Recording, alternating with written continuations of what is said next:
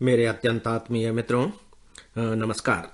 Friends, आइए कल के ही विषय को आगे बढ़ाते हैं।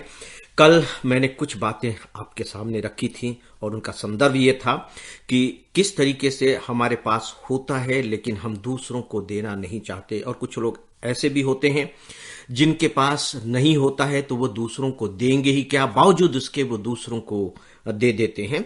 इसमें बहुत सी वैरायटी है।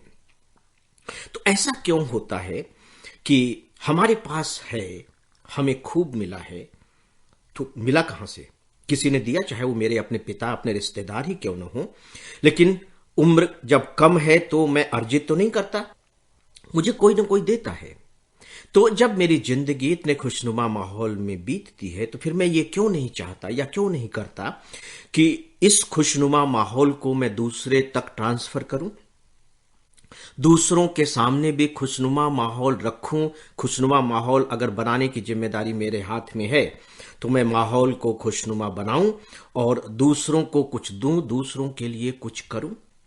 इसके पीछे दोस्तों एक बहुत गहरा मनोविज्ञान है।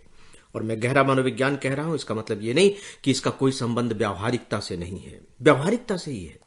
और आप हम सबके अनुभव की बात है।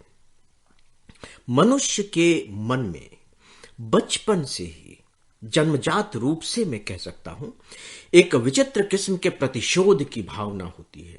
प्रतिशोध, जब मैं प्रतिशोध कह रहा हूं तो डेफिनेटली उसके दो एंगल हैं।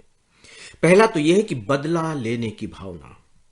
मेरे साथ किसी ने बुरा किया है तो मैं भी उसके साथ बुरा करूंगा, और इससे मेरे अंदर जो प्रतिशोध की जो ज्वाला धधक रही है वह शांत हो जाएगी। इसको लेकर के बहुत सी कहानियां रची गई हैं, बनाई गई हैं, लिखी गई हैं, फिल्में तक बनी हैं। आपको मालूम है प्रतिशोध महाभारत में क्या है? अगर प्रतिशोध की भावना नहीं होती तो महाभारत युद्ध नहीं होता। प्रतिशोध, बदला लेने की भावना, ताकि मेरी आत्मा को शांति मिल सके। और ये जो आत्मा को शांति मिल सके की बात है, ये मृत्यु के बाद नहीं, जीते जी मेरी आत्मा को शांति मिल सके। प्रतिशोध। एक दूसरे किस्म का भी प्रतिशोध होता है। वो प्रतिशोध तुलनात्मक होता है, कंपैरेटिवली होता है। जैसे मान लीजिए कि मेरे पास ये है, ठीक है, अब मुझे इसका गर्व है, प्राइड है, और इसको लेकर के मैं अपने को सुपर समझ रहा हूं। मेरे अंदर सुपीरियरिटी कॉम्प्लेक्स आ गई है कि मेरे पास बड़ा मकान है, मेरे पास अच्छी बड़ी गाड़ी है, मैं इस तरह की कॉलोनी में रहता हूं, मैं इतने ऊंचे पद पर हूं, मैं इतना पावरफुल हूं, इतनी संपत्ति मेरे पास है। इन सब को लेकर के मेरे अंदर एक सुपीरियरिटी कॉम्प्लेक्स है। अब मैं क्या करूं?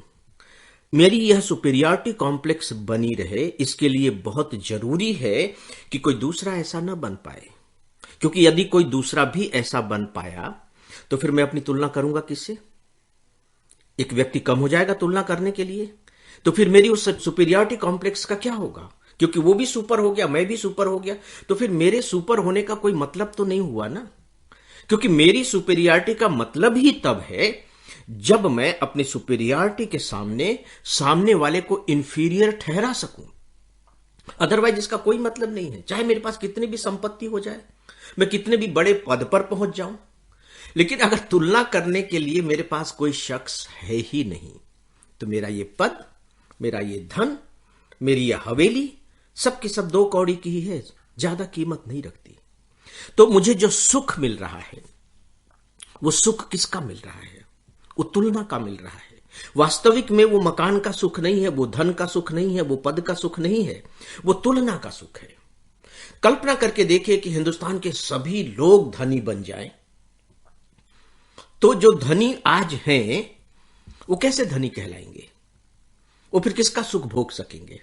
वो किन होटलों में जाएंगे, किन प्लेन्स में वो यात्रा करेंगे, वो रेलगाड़ी के किस क्लास में सफर करेंगे? जब सभी उसी क्लास में सफर कर रहे हैं तो खत्म हो गई ना बात। ये भी इनडायरेक्ट में एक अलग किस्म का प्रतिशोध है।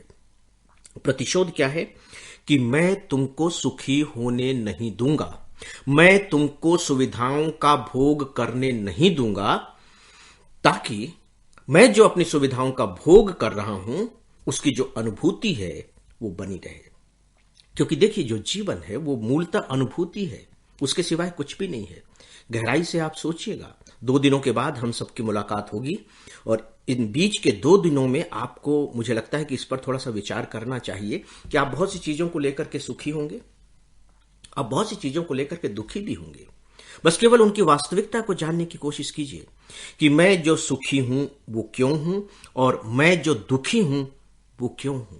मैं आपको विश्वास दिलाता हूं कि जीवन का एक नया सत्य आपके सामने उद्घाटित होगा और यदि आपने इस सत्य को आत्मसात कर लिया तो जीवन में मान करके चलिए कि एक बहुत जबरदस्त क्रांतिकारी परिवर्तन आ जाएगा। तो दोस्तों, इस पर आप विचार करें। 2 दिनों के बाद आप सबसे फिर मुलाकात होगी, तब फिर और आगे बातें करेंगे। तब तक के लिए मुझे इजाजत दें, अपना ख्याल रखें।